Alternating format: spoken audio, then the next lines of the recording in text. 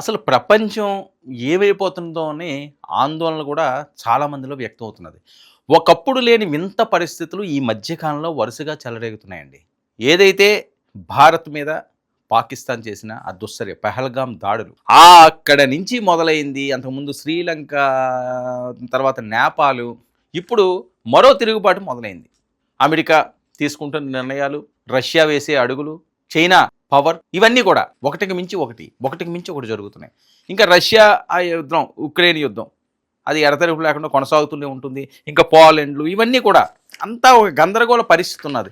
ఇలాంటి టైంలో ఫిలిప్పీన్స్లో నేపాల్ తరహా నిరసనలు, ప్రభుత్వ అవినీతిపై ప్రజాగ్రహం వెల్లువ, దేశ రాజధాని మనీలాలో భారీ నిరసనలు.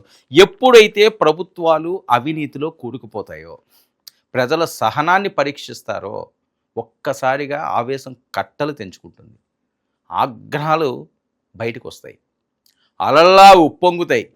అదే పరిస్థితి చాలా దేశాల్లో కలుగుతుంది. మనం నేపాల్ చూసామా, ఎంత దారుణమైన పరిస్థితి.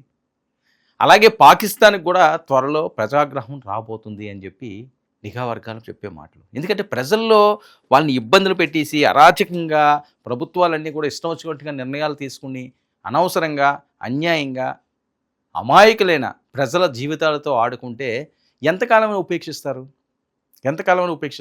అదే పరిస్థితి ఈరోజు చాలా దేశాల్లో.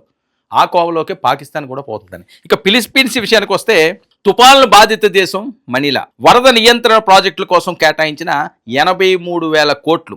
ప్రభుత్వ పెద్దలు, ఉన్నతాధికారులు, బడా వ్యాపారులు మొత్తం ఈ పెద్ద మొత్తాన్ని కొట్టేశారని ఆరోపణలు. 83,000 కోట్లండి.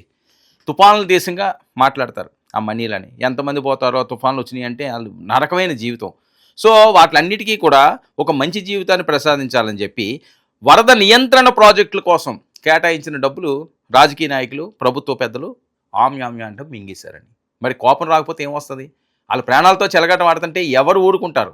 ఏ రాష్ట్రమైనా, ఏ దేశమైనా ఇదే పరిస్థితి. ప్రాజెక్టులను దిగమింగుతాం, ప్రజలకు చేరవలసింది, ప్రజలకు సదుపాయాలు కలిగించే దాంట్లో మేము బకాసురం అవుతాం, అనకొండల్లాగా వాటిని మింగేస్తామంటే మాత్రం ప్రజలు సహించరు. ప్రజా ఉద్యమానికి రావడానికి ప్రధాన కారణాలు ఇవే. రైట్, ఇక మొత్తం కొట్టేశారని ఆరోపణలు. ఇంకా ఆగ్రహంతో రోడ్లను దిగ్బంధించిన ఫిలిప్పీన్స్ ప్రజలు. దేశ రాజధాని మనీలాలో కొన్ని చోట్ల తీవ్ర హింసాత్మకంగా మారిన నిరసనలు, భారీగా ప్రాణ ఆస్తి నష్టం సంభవించినట్లు వస్తున్న వీడియోలు. ఇక నేపాల్లో ప్రజాగ్రహానికి ప్రభుత్వం దిగిపోయింది. సుశీలా కర్కి నేతృత్వంలో నేపాల్లో తాత్కాలిక ప్రభుత్వం ఏర్పాటు చేశారు.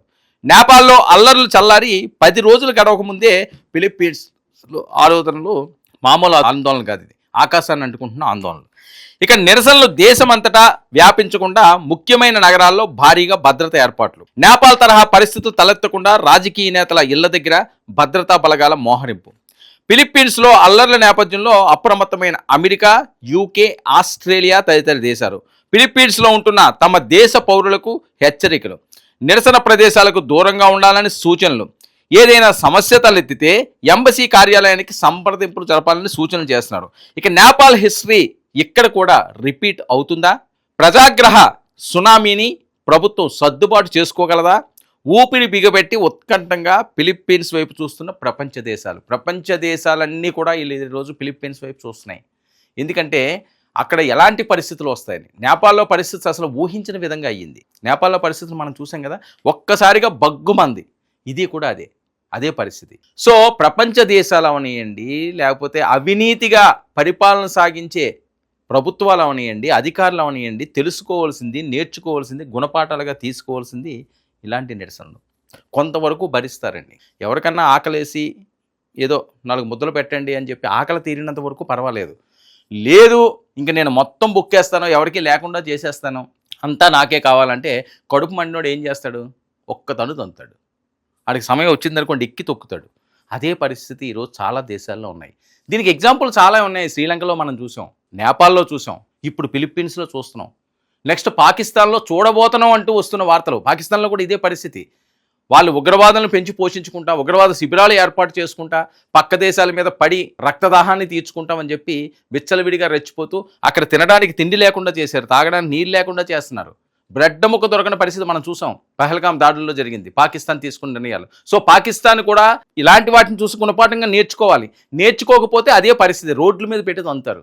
దొరికిన దొరికినట్టుగా తరిమి కొడతారు, పీస్ చేసి పడేస్తారు. సో గుణపాఠాలుగా తీసుకోవలసినవి ఇవి. అవినీతిగా ఉన్న వాళ్ళు ఎవరైనా సరే వాళ్ళు పద్ధతి మార్చుకోండి. పద్ధతి మార్చుకోకపోతే మటాష్ అయిపోవడానికి సిద్ధంగా ఉండండి.